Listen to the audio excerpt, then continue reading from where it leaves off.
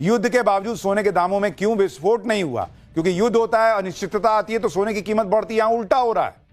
War अगर लंबा खिंचा तो फिर सोने चांदी के दाम कहां जाएंगे, क्या होगा, यह सब बताऊं उससे पहले एक झलक देखिए। 28 फरवरी को जब ईरान युद्ध शुरू हुआ तब सबने सोचा था कि अब तो सोना चांदी के दाम फिर से रॉकेट बनेंगे, लेकिन यहां उल्टा हो रहा है, जिसने सबको हैरान कर दिया है। आप देखिए कि पिछले 3 दिनों में अगर आप देखेंगे गोल्ड का रेट, पिछले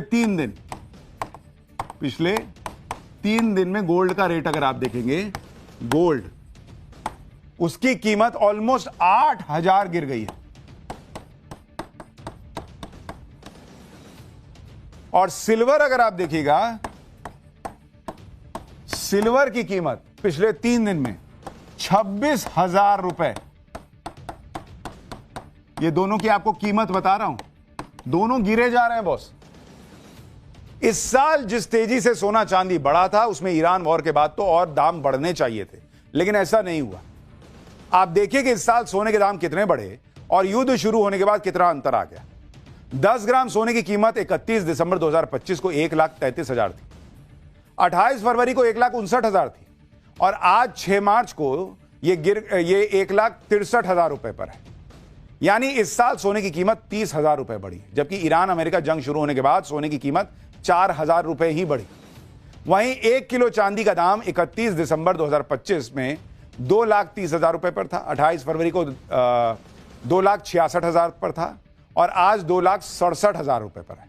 यानी इस साल चांदी की कीमत करीब 37,000 रुपए बढ़ी है, जबकि जंग शुरू होने के बाद यह कीमत 1,000 रुपए बढ़ी, क्योंकि बीच में गिर गई इतनी।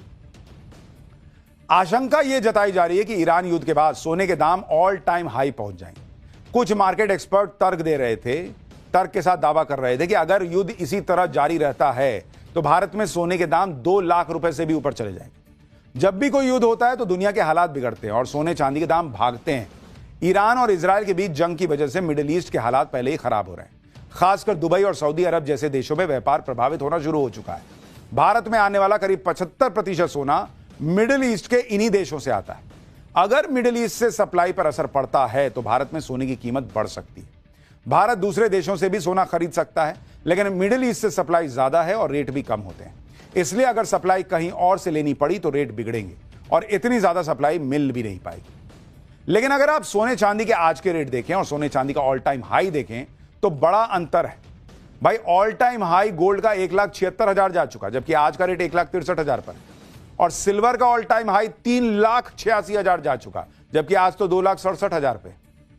युद्ध शुरू होने के बाद भी सोने और चांदी के दाम क्यों नहीं बढ़ रहे, अब उसके बारे में आपको बताता हूं। जिस हिसाब से मार्केट एक्सपर्ट्स का मानना था कि सोने के दाम 1,80,000 या 2 लाख तक पहुंच जाएंगे, उस हिसाब से सोने चांदी को लेकर वैसा उत्साह नहीं रहा और market wait and watch mode में चला गया।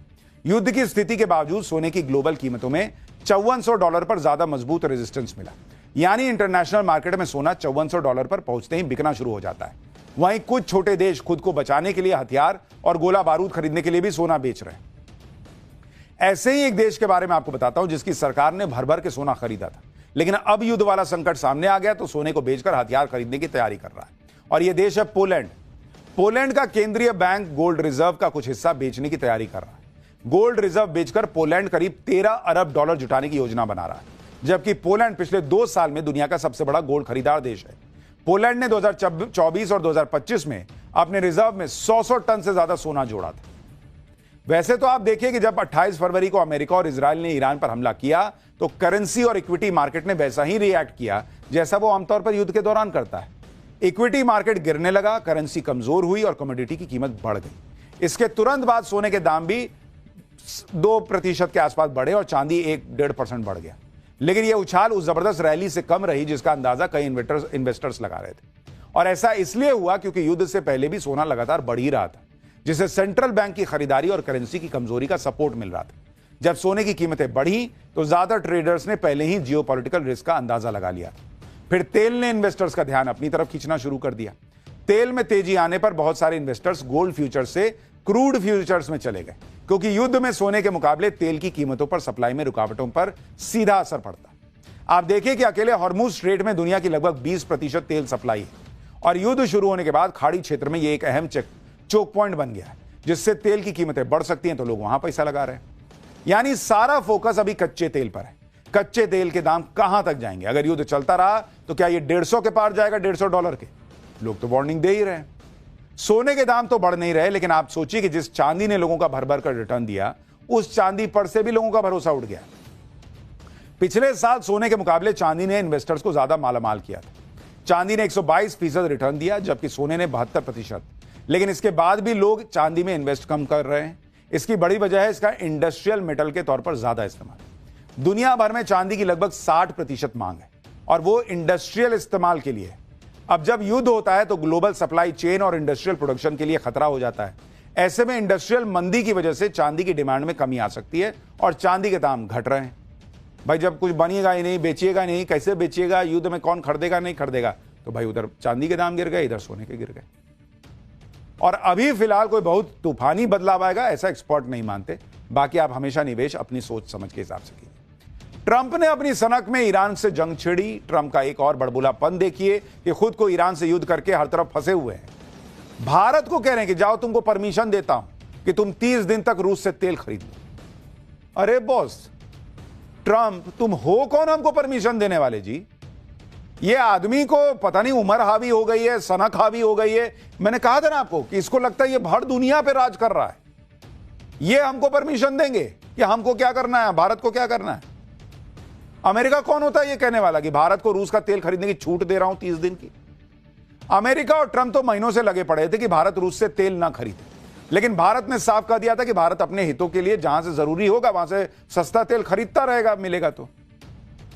अमेरिका तब तो रूस का तेल किसी को खरीदने नहीं दे रहा था। अब जब खुद पर बन आई, हर तरफ से ट्रंप की हालत खराब हो रही है, सब जगह से गालियां पड़ रही हैं कि भाई तेल तो खत्म हो जाएगा तो दुनिया चलेगी कैसे, तो भारत से अमेरिका कह रहा है कि 30 दिन का तेल ले लो जाओ रूस से। जो अमेरिका कल तक रूस के तेल पर पाबंदी लगा रहा था, अब कह रहा है कि भारत 30 दिनों के लिए रूस से कच्चा तेल खरीद सकता है, क्योंकि इस फैसले से ग्लोबल एनर्जी सेक्टर स्थिर बना रहेगा। भारत की रिफाइनरीज को 30 दिन की अनुमति दी गई है।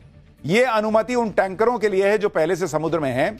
इस फैसले से रूस को बहुत ज्यादा आर्थिक फायदा नहीं होगा। अमेरिका ने भारत को अपना महत्वपूर्ण साझेदार बताया है। उम्मीद है कि भारत अमेरिका से तेल की खरीद बढ़ाएगा। तो बड़ा बवाल खड़ा हो रहा है कि अमेरिका कौन होता है भारत को यह बोलने वाला कि हम तुमको छूट देते हैं, हम तुमको परमिशन देते हैं?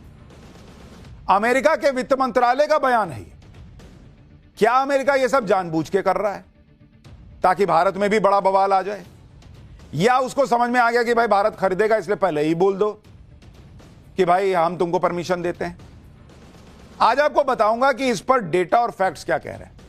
कांग्रेस ने सीधे पीएम मोदी पर अटैक किया है। पूछा है कि क्या भारत की विदेश नीति अमेरिका चला रहा है? अमेरिका से भारत को अनुमति की जरूरत क्या है?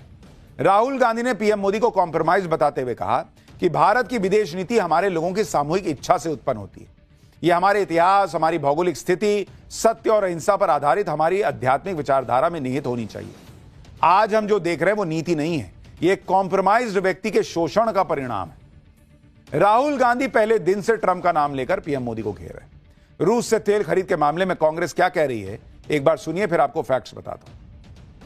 बहुत बहुत बधाई के साथ मैं ये अपनी प्रेस वार्ता शुरू करता हूं। बधाई इसलिए कि हमें अनुमति मिल गई है भारत को अमेरिका द्वारा कि हम 30 दिन के लिए रूस से तेल खरीद सकते हैं, लाइसेंस मिला। बहुत बहुत बधाई हो, एक ऐतिहासिक दिन है। हमारा नेतृत्व बहुत अरसे से कह रहा है, भारत का प्रधानमंत्री अमेरिका और इजराइल के हाथ की कठपुतली बन चुका है। रोज सबूत आ रहे हैं, हमारे कहने की भी जरूरत नहीं है, आपको रोज सबूत मिलते हैं। कभी अमेरिका से मिलता है, कभी इजराइल से मिलता है, सेवा तीर्थ से मिलता है। For more of such videos, do like, share and subscribe to ET Now Swadesh. युद्ध के बावजूद सोने के दामों में क्यों विस्फोट नहीं हुआ? क्योंकि युद्ध होता है, अनिश्चितता आती है तो सोने की कीमत बढ़ती है। यहां उल्टा हो रहा है। वॉर अगर लंबा खिंचा तो फिर सोने चांदी के दाम कहां जाएंगे, क्या होगा, यह सब बताऊं उससे पहले एक झलक देखिए। 28 फरवरी को जब ईरान युद्ध शुरू हुआ तब सबने सोचा था कि अब तो सोना चांदी के दाम फिर से रॉकेट बनेंगे, लेकिन यहां उल्टा हो रहा है, जिसने सबको हैरान कर दिया है। आप देखिए कि पिछले 3 दिनों में अगर आप देखेंगे गोल्ड का रेट, पिछले 3 दिन में गोल्ड का रेट अगर आप देखेंगे, गोल्ड उसकी कीमत ऑलमोस्ट 8,000 गिर गई है। और सिल्वर अगर आप देखिएगा, सिल्वर की कीमत पिछले 3 दिन में 26,000 रुपए। ये दोनों की आपको कीमत बता रहा हूं, दोनों गिरे जा रहे हैं बॉस। इस साल जिस तेजी से सोना चांदी बढ़ा था उसमें ईरान वॉर के बाद तो और दाम बढ़ने चाहिए थे, लेकिन ऐसा नहीं हुआ।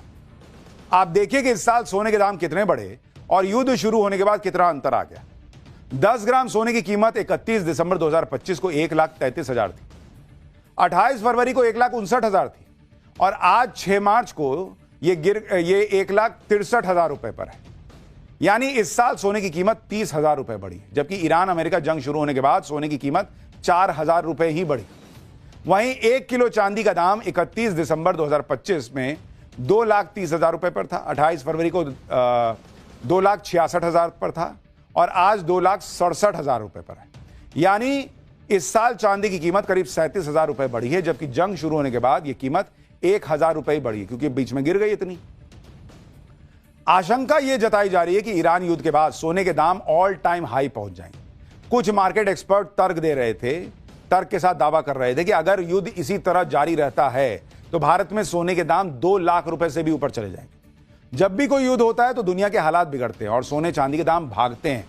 ईरान और इजराइल के बीच जंग की वजह से मिडिल ईस्ट के हालात पहले ही खराब हो रहे हैं। खासकर दुबई और सऊदी अरब जैसे देशों में व्यापार प्रभावित होना शुरू हो चुका है। भारत में आने वाला करीब 75% सोना मिडिल ईस्ट के इन्हीं देशों से आता है। अगर मिडिल ईस्ट से सप्लाई पर असर पड़ता है तो भारत में सोने की कीमत बढ़ सकती है। भारत दूसरे देशों से भी सोना खरीद सकता है, लेकिन मिडिल ईस्ट से सप्लाई ज्यादा है और रेट भी कम होते हैं। इसलिए अगर सप्लाई कहीं और से लेनी पड़ी तो रेट बिगड़ेंगे और इतनी ज्यादा सप्लाई मिल भी नहीं पाएगी। लेकिन अगर आप सोने चांदी के आज के रेट देखें और सोने चांदी का ऑल टाइम हाई देखें तो बड़ा अंतर है। भाई ऑल टाइम हाई गोल्ड का 1,76,000 जा चुका, जबकि आज का रेट 1,63,000 पर है। और सिल्वर का ऑल टाइम हाई 3,86,000 जा चुका, जबकि आज तो 2,67,000 पे। युद्ध शुरू होने के बाद भी सोने और चांदी के दाम क्यों नहीं बढ़ रहे, अब उसके बारे में आपको बताता हूं। जिस हिसाब से मार्केट एक्सपर्ट्स का मानना था कि सोने के दाम 1,80,000 या 2 लाख तक पहुंच जाएंगे, उस हिसाब से सोने चांदी को लेकर वैसा उत्साह नहीं रहा और market wait and watch mode में चला गया। युद्ध की स्थिति के बावजूद सोने की ग्लोबल कीमतों में $5400 पर ज्यादा मजबूत रेजिस्टेंस मिला। यानी इंटरनेशनल मार्केट में सोना $5400 पर पहुंचते ही बिकना शुरू हो जाता है। वहीं कुछ छोटे देश खुद को बचाने के लिए हथियार और गोला बारूद खरीदने के लिए भी सोना बेच रहे हैं। ऐसे ही एक देश के बारे में आपको बताता हूं जिसकी सरकार ने भर भर के सोना खरीदा था, लेकिन अब युद्ध वाला संकट सामने आ गया तो सोने को बेचकर हथियार खरीदने की तैयारी कर रहा है। और यह देश है पोलैंड। पोलैंड का केंद्रीय बैंक गोल्ड रिजर्व का कुछ हिस्सा बेचने की तैयारी कर रहा है।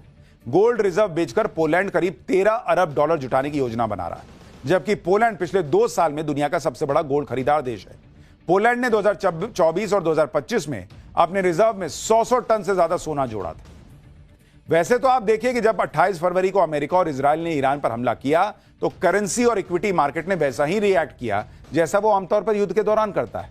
इक्विटी मार्केट गिरने लगा, करेंसी कमजोर हुई और कमोडिटी की कीमत बढ़ गई।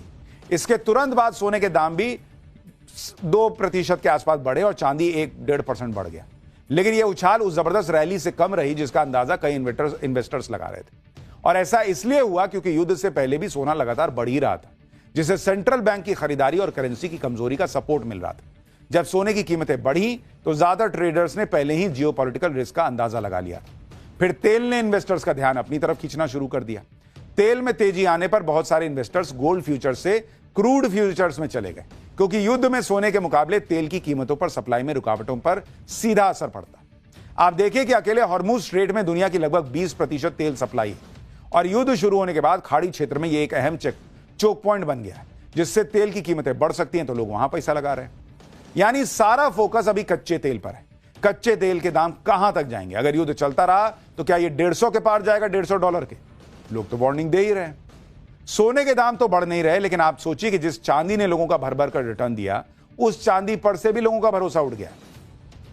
पिछले साल सोने के मुकाबले चांदी ने इन्वेस्टर्स को ज्यादा मालामाल किया था। चांदी ने 122% रिटर्न दिया, जबकि सोने ने 72%। लेकिन इसके बाद भी लोग चांदी में इन्वेस्ट कम कर रहे हैं। इसकी बड़ी वजह है इसका इंडस्ट्रियल मेटल के तौर पर ज्यादा इस्तेमाल। दुनिया भर में चांदी की लगभग 60% मांग है और वो इंडस्ट्रियल इस्तेमाल के लिए। अब जब युद्ध होता है तो ग्लोबल सप्लाई चेन और इंडस्ट्रियल प्रोडक्शन के लिए खतरा हो जाता है। ऐसे में इंडस्ट्रियल मंदी की वजह से चांदी की डिमांड में कमी आ सकती है और चांदी के दाम घट रहे हैं। भाई जब कुछ बनिएगा ही नहीं, बेचिएगा नहीं, कैसे बेचिएगा? युद्ध में कौन खरीदेगा नहीं खरीदेगा, तो भाई उधर चांदी के दाम गिर गए, इधर सोने के गिर गए। और अभी फिलहाल कोई बहुत तूफानी बदलाव आएगा ऐसा एक्सपर्ट नहीं मानते। बाकी आप हमेशा निवेश अपनी सोच समझ के हिसाब से कीजिए। ट्रंप ने अपनी सनक में ईरान से जंग छिड़ी। ट्रंप का एक और बड़बोलापन देखिए कि खुद को ईरान से युद्ध करके हर तरफ फंसे हुए हैं। भारत को कह रहे हैं कि जाओ तुमको परमिशन देता हूं कि तुम 30 दिन तक रूस से तेल खरीद लो। अरे बॉस ट्रंप, तुम हो कौन हमको परमिशन देने वाले जी? ये आदमी को पता नहीं उम्र हावी हो गई है, सनक हावी हो गई है। मैंने कहा था ना आपको कि इसको लगता है ये भर दुनिया पे राज कर रहा है। ये हमको परमिशन देंगे कि हमको क्या करना है, भारत को क्या करना है? अमेरिका कौन होता है ये कहने वाला कि भारत को रूस का तेल खरीदने की छूट दे रहा हूं 30 दिन की? अमेरिका और ट्रंप तो महीनों से लगे पड़े थे कि भारत रूस से तेल ना खरीदे, लेकिन भारत ने साफ कह दिया था कि भारत अपने हितों के लिए जहां से जरूरी होगा वहां से सस्ता तेल खरीदता रहेगा, मिलेगा तो। अमेरिका तब तो रूस का तेल किसी को खरीदने नहीं दे रहा था। अब जब खुद पर बन आई, हर तरफ से ट्रंप की हालत खराब हो रही है, सब जगह से गालियां पड़ रही हैं कि भाई तेल तो खत्म हो जाएगा तो दुनिया चलेगी कैसे, तो भारत से अमेरिका कह रहा है कि 30 दिन का तेल ले लो जाओ रूस से। जो अमेरिका कल तक रूस के तेल पर पाबंदी लगा रहा था, अब कह रहा है कि भारत 30 दिनों के लिए रूस से कच्चा तेल खरीद सकता है, क्योंकि इस फैसले से ग्लोबल एनर्जी सेक्टर स्थिर बना रहेगा। भारत की रिफाइनरीज को 30 दिन की अनुमति दी गई है। यह अनुमति उन टैंकरों के लिए है जो पहले से समुद्र में हैं। इस फैसले से रूस को बहुत ज्यादा आर्थिक फायदा नहीं होगा। अमेरिका ने भारत को अपना महत्वपूर्ण साझेदार बताया है। उम्मीद है कि भारत अमेरिका से तेल की खरीद बढ़ाएगा। तो बड़ा बवाल खड़ा हो रहा है कि अमेरिका कौन होता है भारत को यह बोलने वाला कि हम तुमको छूट देते हैं, हम तुमको परमिशन देते हैं। अमेरिका के वित्त मंत्रालय का बयान है। क्या अमेरिका यह सब जानबूझ के कर रहा है ताकि भारत में भी बड़ा बवाल आ जाए, या उसको समझ में आ गया कि भाई भारत खरीदेगा इसलिए पहले ही बोल दो कि भाई हम तुमको परमिशन देते हैं? आज आपको बताऊंगा कि इस पर डेटा और फैक्ट्स क्या कह रहे हैं। कांग्रेस ने सीधे पीएम मोदी पर अटैक किया है। पूछा है कि क्या भारत की विदेश नीति अमेरिका चला रहा है? अमेरिका से भारत को अनुमति की जरूरत क्या है? राहुल गांधी ने पीएम मोदी को कॉम्प्रोमाइज बताते हुए कहा कि भारत की विदेश नीति हमारे लोगों की सामूहिक इच्छा से उत्पन्न होती है। यह हमारे इतिहास, हमारी भौगोलिक स्थिति, सत्य और अहिंसा पर आधारित हमारी आध्यात्मिक विचारधारा में निहित होनी चाहिए। आज हम जो देख रहे हैं वो नीति नहीं है, यह एक कॉम्प्रोमाइज्ड व्यक्ति के शोषण का परिणाम है। राहुल गांधी पहले दिन से ट्रंप का नाम लेकर पीएम मोदी को घेर रहे हैं। रूस से तेल खरीद के मामले में कांग्रेस क्या कह रही है, एक बार सुनिए, फिर आपको फैक्ट्स बताता हूं। बहुत बहुत बधाई के साथ मैं ये अपनी प्रेस वार्ता शुरू करता हूं। बधाई इसलिए कि हमें अनुमति मिल गई है भारत को अमेरिका द्वारा कि हम 30 दिन के लिए रूस से तेल खरीद सकते हैं, लाइसेंस मिला। बहुत बहुत बधाई हो, एक ऐतिहासिक दिन है। हमारा नेतृत्व बहुत अरसे से कह रहा है भारत का प्रधानमंत्री अमेरिका और इजराइल के हाथ की कठपुतली बन चुका है। रोज सबूत आ रहे हैं, हमारे कहने की भी जरूरत नहीं है, आपको रोज सबूत मिलते हैं। कभी अमेरिका से मिलता है, कभी इजराइल से मिलता है, सेवा तीर्थ से मिलता है। For more of such videos, do like, share and subscribe to ET Now Swadesh.